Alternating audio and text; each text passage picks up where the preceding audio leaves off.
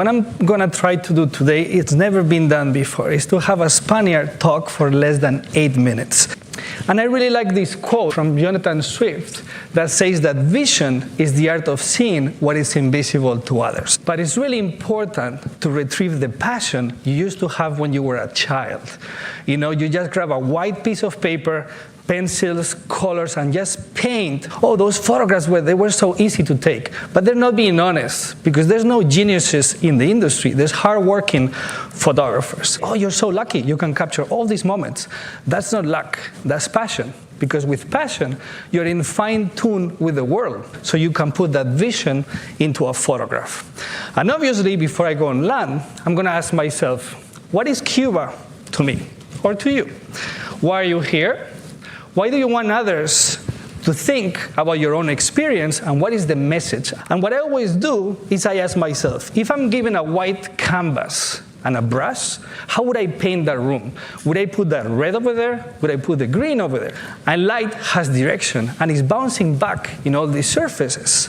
So when you walk in Havana or in other cities and it's completely overcast, it's the equivalent to going into a big, huge studio with softboxes made out of clouds. Once you love the process and you understand all these ideas that I'm sharing with you, you understand that only by breaking the rules, you can get to your vision. And in order to break the rules, you need to understand the consequences. And this brings me to my last idea, and that is fear. I had fear of being on stage. I have fear of approaching somebody that I don't know on the street, or navigating how they're going to respond to my camera. When you approach a portrait, what you're really dealing is with your own fears and the other person's fears. Different ethnic groups, different human groups, they have a different understanding of privacy and personal space. This means that I always have to be respectful with others, and there's no a universal strategy that I can apply to photograph people. And you have to deal with your own fears and be learning all the time. Life, it's about feelings. When you're born, you have character. You're shy. I used to be very shy. You're an extrovert that you want to be photographed.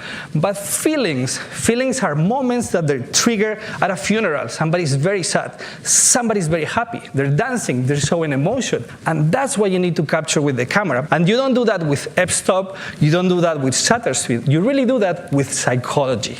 You do that by understanding the interrelationship between the subject, the camera, and all the emotions that are happening in a room. We should not forget the power of your own words. The way you talk to the world, the way you move on a street, the energy bounces back in your own images. And there's two types of emotions. What you capture within the frame, but also people forget the emotion that is triggered in the viewer.